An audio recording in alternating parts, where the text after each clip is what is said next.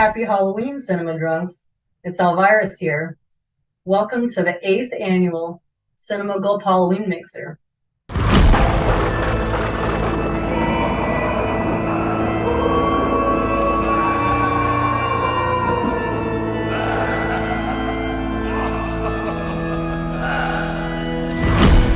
Our first movie in the Halloween Mixer is a horror comedy called The Frighteners.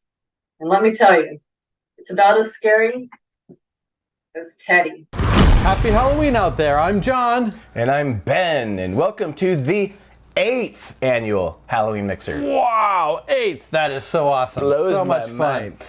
And for this one, it was my pick. I picked horror comedy. Wow, you're the best hooker ever. 1996 Peter Jackson film, The Frighteners. So, this is a Peter Jackson movie. It definitely is. Do you think this movie got Peter Jackson Lord of the Rings? Yes. The cinematography, the feel, like his camera work in this, it's so Lord of the Rings. It's Yeah. like I talked about that in our Lord of the Rings review, where the trailer, there were shots in the trailer for Lord of the Rings that sold me on Peter Jackson bringing his horror filmmaking skills to Lord of the Rings, and it had me super excited of what we were going to get out of that. And it totally played out that way. Like, Lord of the Rings movies aren't horror movies, but the camera work and some of the ways that certain scenes play out, he brings his horror skills to that. And this is the film that really was kind of the calling card before Lord of the Rings came out, where at least I knew, like, oh, that looks like a Peter Jackson movie. I'm super excited. But I always loved this movie, all the way back when I saw it. It hasn't totally aged the best.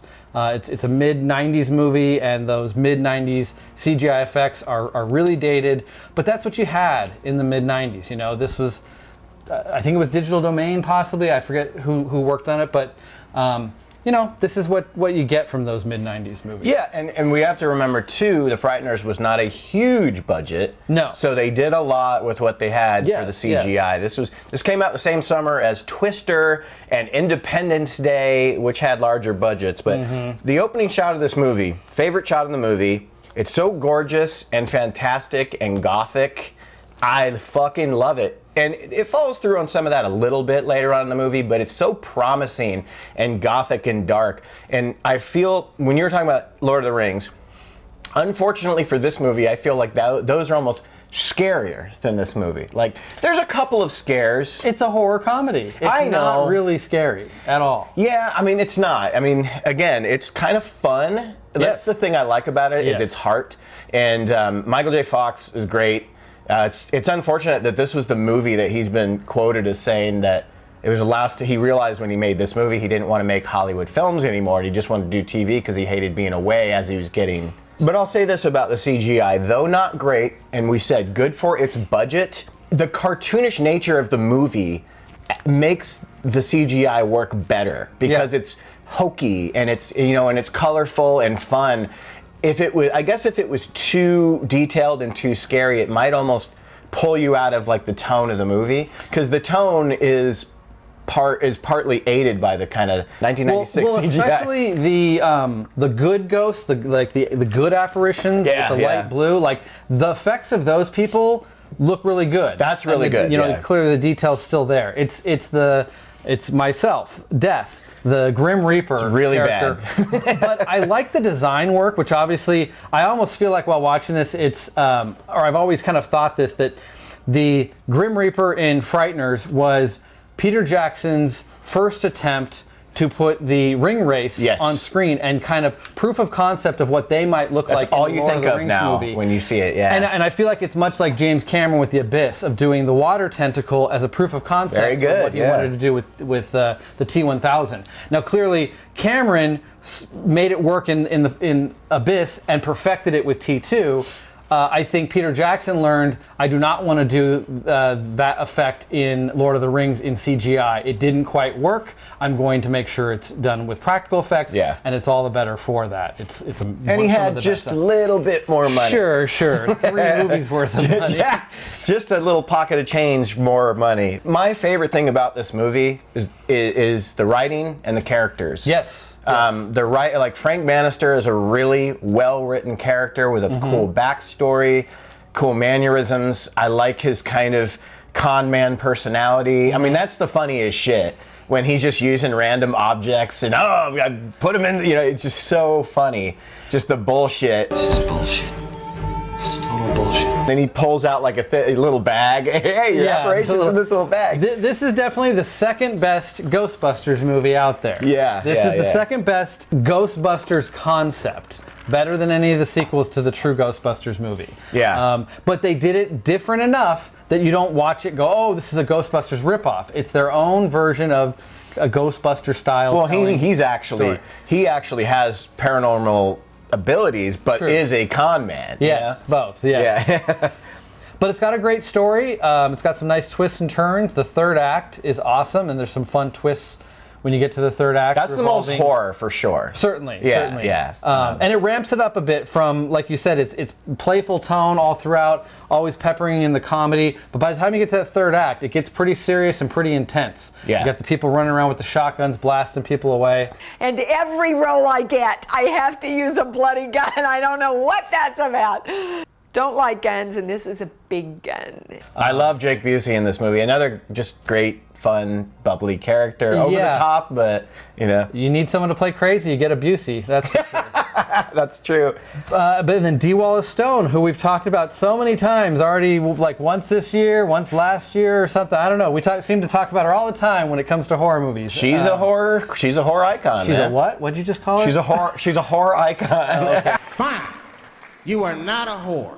But you are wearing a whore's uniform, I'll tell you that shit. No, I love her in this too. Like, especially her turn and just the way she plays this innocent, battered. She's fucking great in this. Yeah. The character of the husband and the wife. Yeah. The husband is one of the funniest parts of the movie too. I saw this in the theater, and to this day I remember probably the biggest laugh the movie got is when he's dead and he goes with Frank because he wants to, Frank, you got to talk to my wife for me. And he finds out that she just hated him. And he goes, you bitch! The comedy's there. I like all the side characters. His two ghost buddies, are fun to have. Clearly a standout. He's mainly just a cameo, but Arlie Emery showing up, basically reprising his role from Full Metal Jacket as the drill sergeant. You could even see that as, hey, he got blown away in that movie, so this is just him, his character in the afterlife.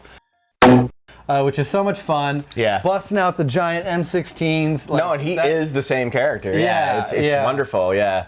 And it's an R-rated movie, which we can talk about. But I wish they had his drill sergeant character just doing crazier shit. I bet you're the kind of guy that would fuck a person in the ass and not even have the goddamn common courtesy to give him a reach around. Do you suck dicks? Sir, no, sir. Are you a Peter Puffer? But the star for me. Yeah.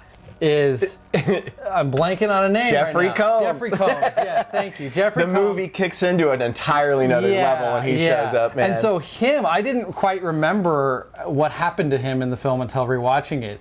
His is the only kind of bloody moment, and especially really the weird sadistic peeling open of the shirt. But that wouldn't get an R rating. Well, no, but it's a little disturbing, carving into yourself. But I noticed in that specific moment, I really got the feel of like Jim Carrey. He was doing a kind of Jim Carrey when he ripped open the shirt, and just the way his line delivery was kind of in that scene specifically. I think Jim Carrey was doing Jeffrey Combs. It's party time! P-A-R-T. Why? Yeah, Jeffrey Combs steals this entire movie. When he's on screen, you're glued. Yeah. One of the when I talked about the writing, it has so much to do with his couple of monologues. His opening monologue when he first shows up and starts talking about Frank Bannister and the wife and the knife.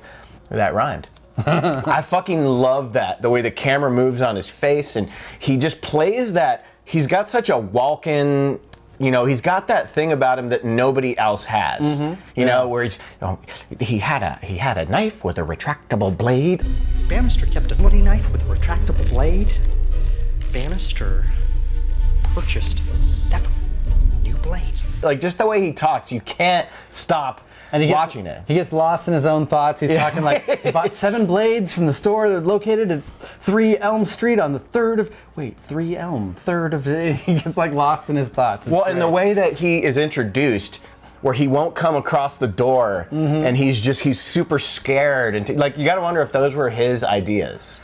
Like the character might have been kind of boring on the page. Yeah. You know, he just turned him into this guy because that's how he does it. It's you know? so great. The setting, the way the roads are. No, and it stuff, looked like a very fictional fantasy town, which is and another feels- part of the coolest shit, and it was the production. It feels like it's in New Zealand, but they established a number of times that it's in America. I didn't catch where or like look up where it's supposed to be. But you Obviously know, a coastal town somewhere. Aside from some like the modern talk and stuff like that, have you noticed like the car Bannister drives? It's like old fashioned. Like there's so much about like the thought that went into just making it feel fantasy or at least fantastical and very fictionally like ghost story, Halloween, pulpy. Like I love every shot of it. Like even though I don't find it that scary and it's got some stuff towards the end that I don't love, it's so fun to just like watch, you know? If that makes sense. Sometimes you just love something because it's just like eye candy, plus it's got a good story and characters, you know. Well, and you were pointing out like the Gothic style, not just in, you know, the set design and the cinematography and the look of the town and everything like that,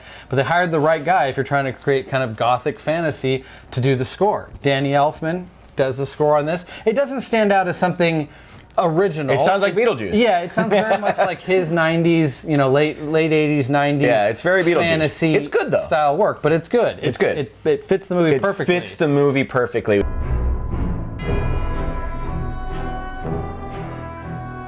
I do have a question for you though. I don't know if it's a question. It's a minor gripe, John. The fact that Frank offers his services for $450. How much? $249.95. There is a 30% surcharge for making a house call after midnight, so I'd say the whole thing is going to set you back somewhere in the neighborhood of $450. Why is he not charging more money? I mean, that was ridiculous. I'd totally forgotten about that part when he clears the family's house and he's like, yeah, you know, it's $299, but because of this, it's $450. I'm like, wow. And then he adds like $10 for equipment use or something like that. Yeah, like in gas, yeah. $10. Like in 1984, the Ghostbusters charged $5,000. Well, yeah. $5,000? I had no idea it'd be so much. I won't pay it. Well, that's all right. We can just put it right back in there. Thank you. We certainly can. And the whole wife backstory is really good. That's how he got his ability. It's really good. All that stuff, really, really cool. It's very original. And then the backstory with Jake Busey's character, Johnny Bartlett, I believe. Johnny Bartlett, yeah. Got me a score 12. That stuff's all really cool. That's some creepy shit where they're counting how many it's been. I guess that's part of what pushed it to the R rating is his level of glee. Him and her like natural born killers. Natural born killer style murdering. But they people could have toned that down for a PG-13 easily. But that is my favorite part of the film, and the effects work in those scenes where they transition from the past in the day-lit hospital where they do their murder spree. Those transition moments, and then it comes back, like everything comes back into the dark Gothic setting, and you got the older version of Dee Wallace Stone with her shotgun and her light and stuff. It's really cool editing. The editing in those scenes are the standout moments, filmmaking-wise, for the whole movie. Well, that's the only time the movie's really, really tense. Well, there is one more scene that's really tense, and I gotta say, here's a 6 degrees of Kevin Bacon for everyone. We talked about how Peter Jackson probably got this to transition into Lord of the Rings, or whatever. Well, John Astin plays the judge, and John Astin is Samwise Gamgee's father. Yes. So there's a nice little nugget of connection there. Yes. But the scene where he's chasing, you know, at this point the black figure. It's a museum. In the museum. He sees what's going on, and they are basically going to arrest him, but he's trying to keep them alive. That's a strong scene because he can see everybody, he can see what's happening and how someone's about to be killed, but he can't lunge after him, you know. And then when his buddies come in, it's a really fun, crowd-pleasing moment. And then the judge like humping the mummy in the tomb. I think all the set pieces where, you know, he's either chasing death or death is after somebody he's trying to help stop him. The bathroom even. The bathroom. They go to the graveyard later in the movie. If I remember correctly, that's when he's having his out-of-body experience. There is no way he's going to get back in his body in 20 minutes because I thought they were still going to like go to the house and have the whole ending take place. And I was like, this is not going to line up time-wise. But it almost worked for me as the fake out of like, oh no, she's somehow got back to the doctor's office and brought him back to life. Yeah. It's just got a lot of fun scenes, a lot of fun, you know, all the side characters. The cop, the main cop, I forget his name, but he's in a million movies. He's in a million things, yeah. He's great in this. He's got a lot of fun little scenes and line delivery. He's on to Fox's strangeness, but the other two guys, the other two ghost buddies, they're bordering annoying at some points, but I still love their characters, especially I love their endings. But the one guy that played Stuart, fun fact, was actually on the original Dark Shadows show. Oh wow! Yeah, like the original in like the 60s, or 70s or whatever. Yeah, okay. yeah. And then the other guy, Chi-Chi McBride. He looked so familiar, but when I looked him up, I didn't know who he was. I want to say he's in not Wings, but one of those like must-see TV NBCs in the 90s. Like, it was Becker or something. I think it was like the John Larroquette Show or something like that. Knowing that Michael J. Fox got one more kind of great performance before his health turned on him. You know, this one's it's not Back to the Future, but it's, you know, in his top echelon of favorite films that he's been in for me. Yeah. I really don't like that she can now do it. Well, I don't even like that they start that relationship by the end of the movie. It's just so like Hollywood movie forced of like, oh, the two main characters should fall in love by the end, even though one of them's husband just died days before. Yeah, it should have been her just like moving away and him saying goodbye or something. But the fact that she now has the power, when she didn't really have an accident, she had a traumatic experience, but there was never a moment where she got bumped or, I guess she gets knocked out, I think. But still, like, it's just such a shoehorn, like, oh, we both have the powers. I'm glad you brought that up, because my biggest negative on the movie is it just doesn't have a very good post-climactic wrap-up. And the final, like, scene in the climax where they're like, you know, Frank's wife, go home, Frank. And I feel like they got Michael J. Fox while he was asleep or something, because when he starts falling back down to the portal, he goes, and it's the most, like, no energy.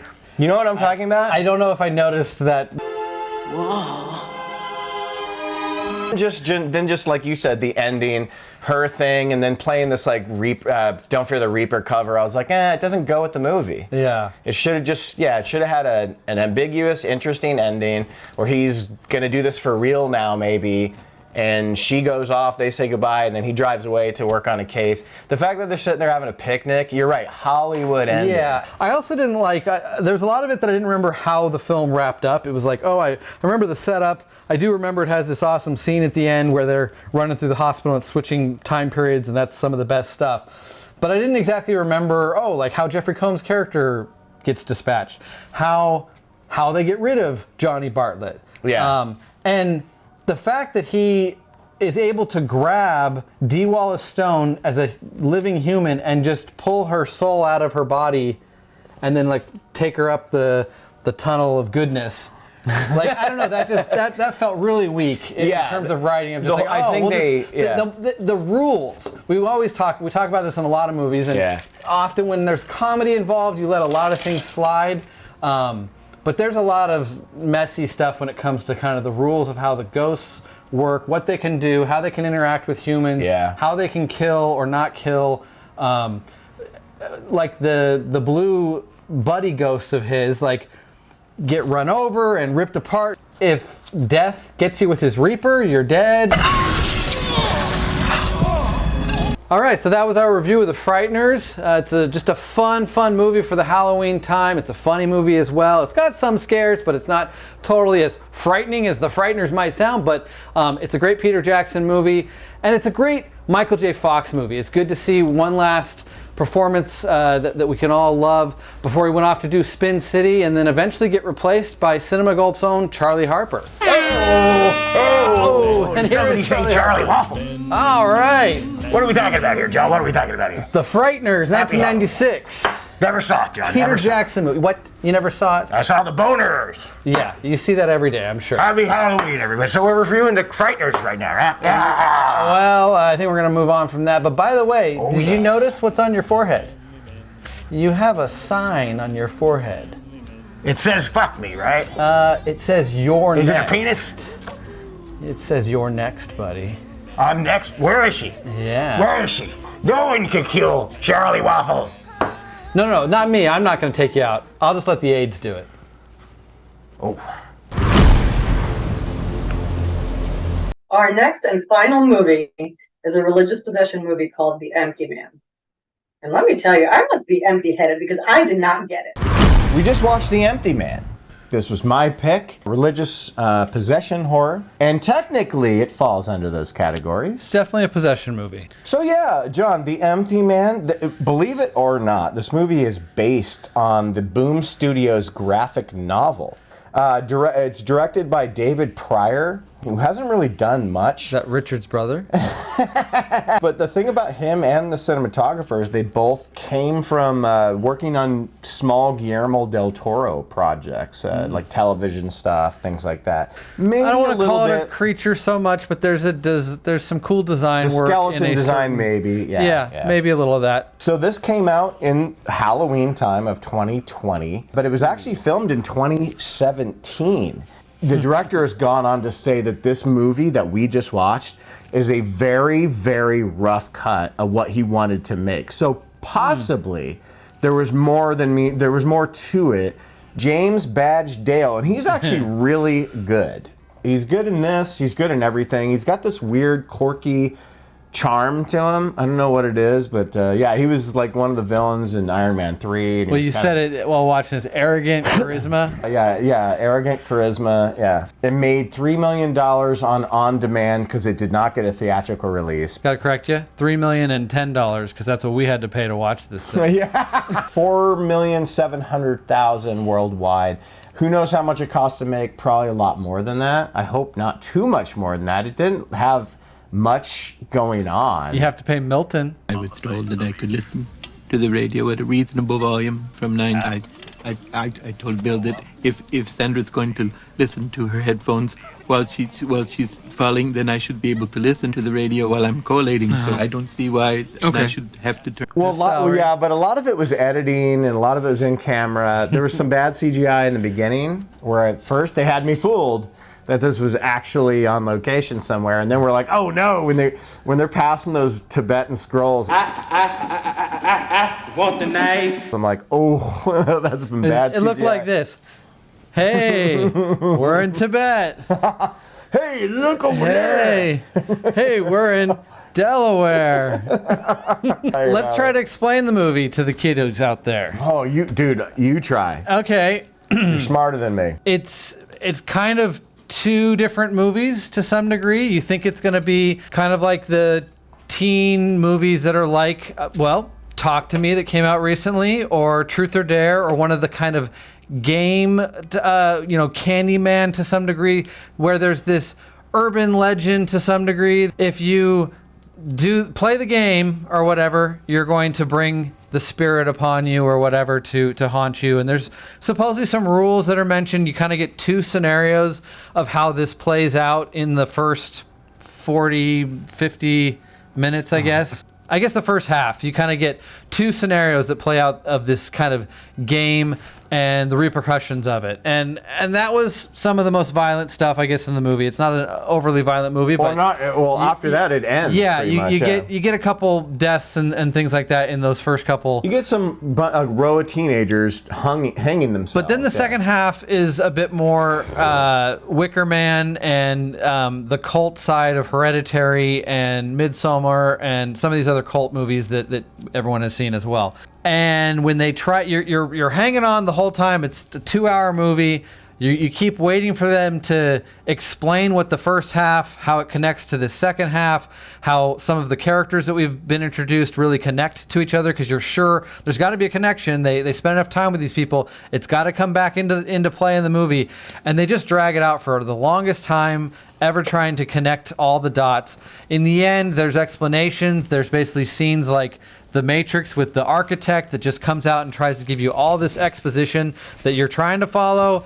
Sure, it kind of makes some kind of sense. A few things you're like, oh, I guess that explains that. It's a movie that doesn't add up to a whole lot, doesn't make a whole lot of sense, and it does keep changing on you where you're like, oh, I think it's going to be this kind of movie. I thought we were going to get a group of teens who are being knocked off throughout the rest of the movie, and that's not the direction it went. Then it went into this cult territory, and it has a strong possession thing, I guess, by the end, where it's kind of insane what they explain as their version of possession, but that didn't make sense either. So each stage where they turn you in a different direction, it didn't really turn you down a satisfying road where you're like, okay, now this is starting to come together. It just kept getting farther from understanding. There's 3 things I liked about this movie, and only 3. First thing, I love the sound design for the most part.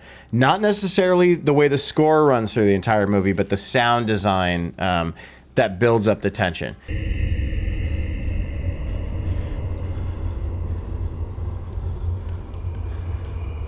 Second thing is, John will know this, there was about 3 or 4 times where I went, ah, in this movie, because there was some like shocking moments. Not necessarily scary, but shocking and unexpected moments. Third thing was the thing John just brought up. You did not know where this movie was fucking going. You gonna fuck on me?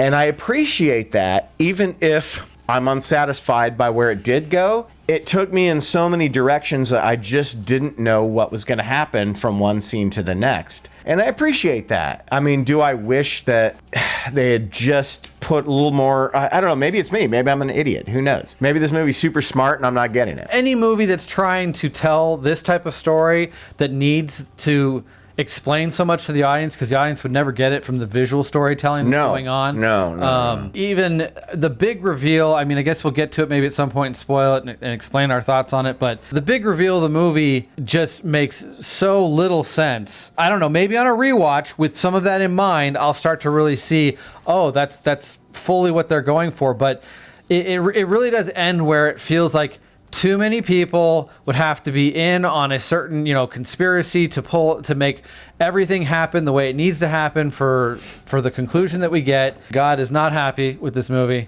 There's a couple of really great, tense visual moments. I mean, the moment where he's standing in the lake, and then the fire people. That scene blows. But I actually foresaw it, and Yes. John was a witness to it. I was like, what if everyone just stopped and saw him? Didn't happen the way I thought it was going to happen, but it did happen nonetheless. Yeah, it had some creepy scenes. The sound design played into that really well. There was definitely great use of sound design. In the first half, when it feels a bit more like supernatural entity that is going to haunt a certain group of people who played the game or whatever. It fell apart for me a lot when the cult stuff comes in. Yeah, the first half, we thought was going to go somewhere. We thought it would, but then again, it would have felt pretty similar to a lot of other movies with even similar names. I want to say there's the fucking Bye Bye Man. There's the Nothing Man. The Slender Man, the Skinny Man, the Boogie Man, fucking Thin Man, the Booger Man. Yeah.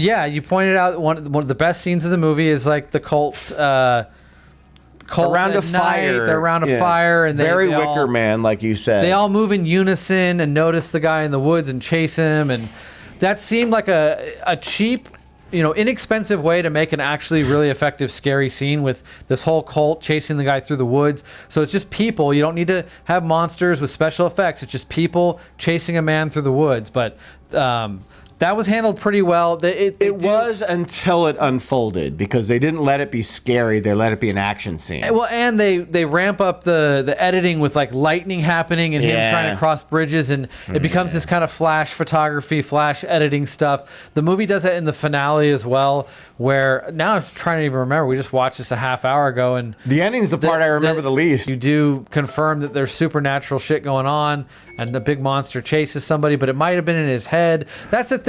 I don't think we fully feel confirmed on a couple different theories the movie kind of presents. It could go this way, it could go that way. There's not explanation, but there's lines of dialogue that help sell this as being possibly the reality. I think one of the lines is, the reality is there is no reality. So when you have a movie like that, it's like, what was it really trying to pull off and really trying to say? Stephen Root. Oh, he's the guy that does all the fucking architecture. So Stephen Root shows up to play the architect in this movie. Didn't receive a piece, and I was told that just I could pass. Okay. That scene actually was one of the better scenes. It was just like acting, even if you don't know what the fuck he's talking about. Back and forth. Well, that's a perfect scene for Badge Blake lively. James Badge Gale. His arrogant charm to be on display in that scene when he was talking to Stephen Root. They were going back and forth. That Stephen Root's the cult leader, I guess. Movies about cults, it's always so hard to buy into people giving themselves over to the cult and buying into their spiritual bullshit and their whatever they're selling. Like, it never sounds really that promising. It certainly sounds like you're being controlled by somebody. Yeah. So why the fuck do you give into that? This cult, what they're when they finally get down to it, they're like, yeah, we're all gonna be possessed and hell's coming and we're all gonna die. Hell's coming with me! There was no positive side when they explain why you would want to be a part of this. It's all chaos and death, and it's like, well, why did you join this? Emptiness and chaos. Well, what the fuck? Who wants that? Yeah, because they don't explore any of these kids that are part of it. Like, they just have miserable lives where that's what they want, or were they former like suicidal? Did they try to commit suicide? You don't know anything about anybody. There's just this big group of people that just want to die miserable and suffer. And it's like, why? And that was one of the things I was going to say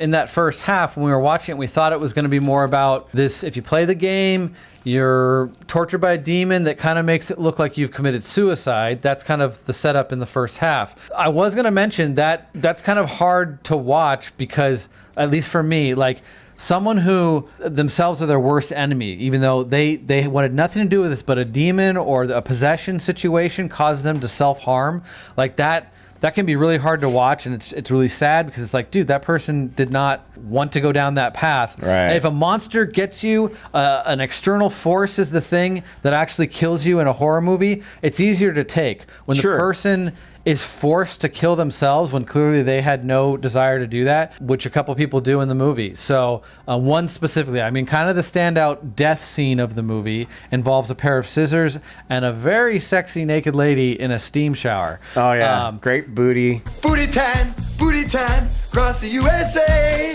Booty time, booty. Great ass! Really just made like that was the moment where it's like, okay, this movie might go somewhere. We're kind of on board for a minute. And it wasn't just her tits, but that was probably 90% of it. So, but it was another one of those scenes where, like you said, I don't know where this is going now, because now it's changing from what I thought it was going to be. Why did we pick this movie, Ben? Well, first of all, we picked it because I, in the Tumbler of Terror, drew religious possession. Okay. The second reason is because one of our buddies, Cinema Gulp's own Ben S., said it's his favorite horror movie of the last 7 years. And in Ben S., we trust, at least me, for the most part. For my horror pick, I picked 2020's The Empty Man. I want to know more about what he saw that we didn't see. Well, let's give him a call. Do you want to? Let's see what Ben's got to say about this movie. All right. Give him a call. You know his number, right? All right, yeah. All right, I'll talk. I'll talk first. Okay, CALLBEN. He's in Chicago, so this might take a minute.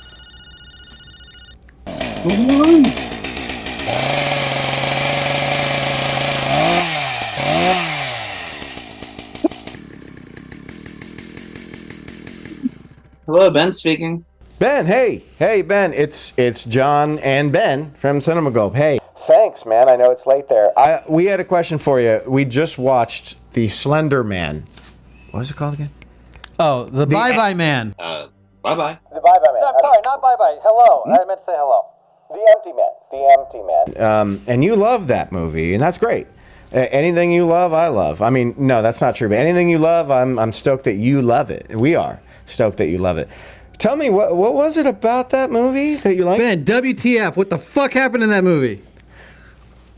What he said. The Empty Man starts by taking a book out of Hitchcock's filmography and giving us a set of main characters that we, care about, get invested in, and then get killed off like 20 minutes in the movie. They get killed off by an evil god, some kind of pagan ancient thing, who summoned one of the doofus college guys blows into a magical bottle, okay? So then they're all dead, and you fast forward like 25 years to 2018, and now we're following a private detective who's an ex-cop who had an affair with his neighbor, whose husband committed suicide, and then driving back from the funeral in the rain, his wife and their kid got in an accident in the crash and died. And so he feels painful remorse for that.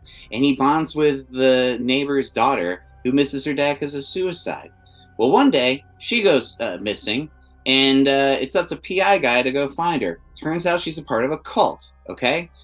Said cult does culty things. You gotta admit, that chase scene with the cult at the campground, that was pretty fucking creepy. The guy is falling apart emotionally, mentally, this cult's really fucking getting to him. He doesn't know who he can trust. Then it turns out his neighbor lady has no idea who he is, like she's never even met him before. And then we get to the scene in the hospital towards the end. What the fuck happened in that movie?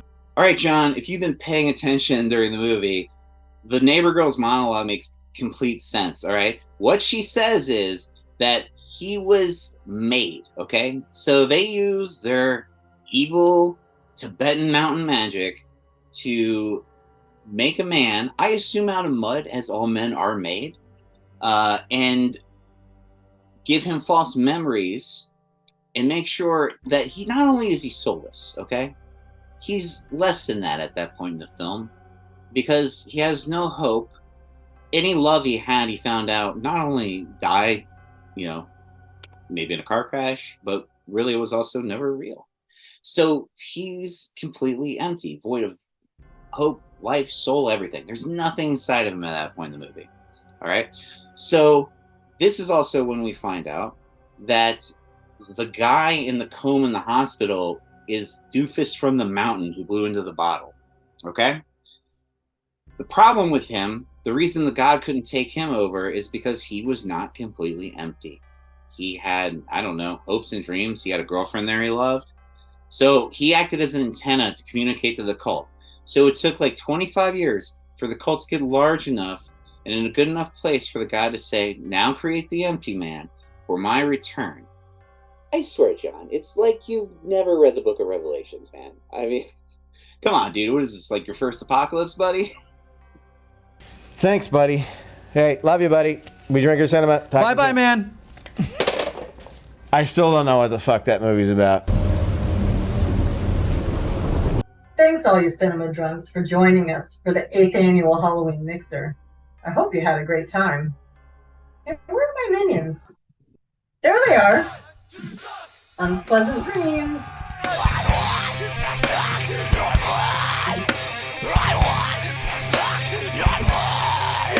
blood.